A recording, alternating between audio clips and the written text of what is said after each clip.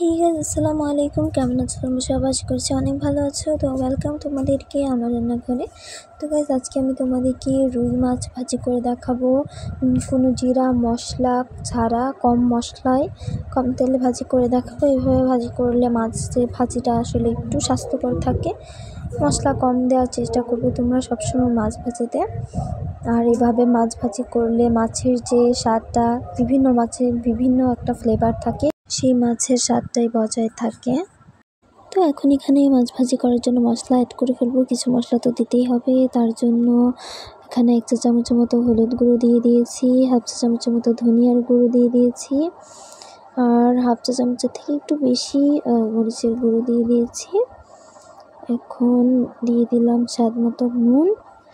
লবণটা এখানে দিয়ে দিলাম আমি সরাসরি। তারপর পেঁয়াজের যে পেস্তা বলো বা গ্রেভিটা বলো সেটা করবো, সেখানেও দিব। এখন মাছটা ভালো করে হাতের মাধ্যমে একদম সুন্দর করে মেখে নিতে হবে। মাছটা ভালো করে মেখে নেওয়া হয়ে গেছে। দেখো, অল্প পানিও দিয়ে দিয়েছি যাতে মশলাটা ভালো করে একদম মিশে যায়। অনেকটা বলতে গেলে ভালো করে ম্যারিনেট করে নিব।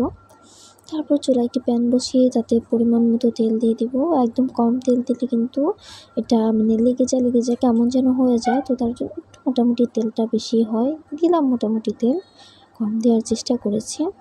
তারপর এখানে মাছগুলো দিয়ে দিলাম, সবগুলো মাছ দেওয়া ডান। এখন মাছগুলোকে ভালো করে উল্টে পাল্টে ভেজে নিতে হবে। আর এদিকে দেখো, পেঁয়াজ কুচি নিয়ে নিয়েছি 1 কাপের মতো। হ্যাঁ, এই পেঁয়াজ কুচিটাকে এখন আমি তোমার গ্রেভি তৈরি করবো বা মশলাটা তৈরি করবো আলাদা, যেটা দিয়ে ভাতটা খেতে দারুণ লাগে। তার জন্য এখানে 1/2 চা চামচ হলুদ গুঁড়ো, 1/2 চা চামচ মরিচের গুঁড়ো, 1/2 চা চামচ ধনিয়ার গুঁড়ো দিয়ে দিলাম। এগুলো দিয়ে স্বাদ মতো লবণ দিয়ে দিব। তারপরে এটাকেও একটু ভালো করে হাতের মাধ্যমে এরকম একদম মেখে নিব। এখানেও চাইলে তোমরা অল্প পানি দিতে পারো, না দিলেও হয়। এখানে তো পেঁয়াজের পানিটা অল্প অল্প থাকেই, তার জন্য। তো দিয়ে দেওয়া হয়ে গেছে। এখন এটাকে একটু সাইড করে রেখে দেবো। মাছ উল্টে পাল্টে ভালো করে ভেজে নেওয়া হয়ে গেলে এটাও তেলে আমি ভেজে নেব। ভিডিওটা একদম বেশি শর্ট হয়ে যাবে, তার জন্য একটু তোমাদের কিছুক্ষণ মাছ ভাজি করাটা দেখাচ্ছি। দেখো, আসলে মাছ ভাজি খেতে আমার অনেক বেশি ভালো লাগে। তারপর আবার মুচমুচে মাছ ভাজি হলে তো কথাই নেই। আর মুচমুচে না হলে না কেমন যেন নেতানো নেতানো লাগে, বেশি একটা ভালো লাগে না, নরম নরম বেশি। কিন্তু উপরের মাছের যে উপরের অংশটা, এটা যদি মুচমুচে হয় খেতে অসম্ভব মজাদার লাগে।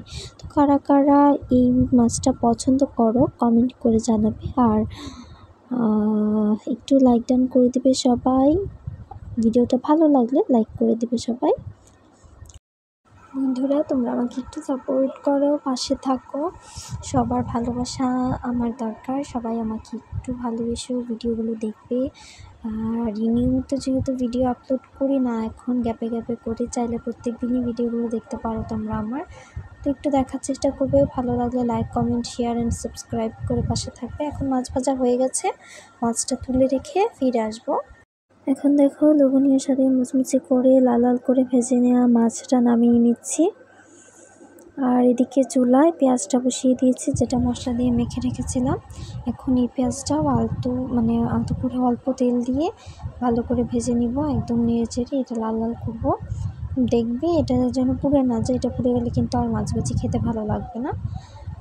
এখন এটাও নামিয়ে পেঁয়াজ কাঁচামরিচ দিয়ে সার্ভ করে নিলেই তৈরি লোভনীয় স্বাদের মজাদার এরকম মাছ ভাজি। তো কেমন লাগলো তোমাদের আজকে আমাদের পুরো ভিডিওটা? আশা করছি ভালো লেগেছে। তো বন্ধুরা, ভালো লাগলে like, comment, share and subscribe করে পাশে থাকবে। তো ধন্যবাদ তোমাদেরকে আজকে আমার এই পুরো ভিডিওটা না টেনে দেখার জন্য। তো গাইস, খোদা হাফেজ।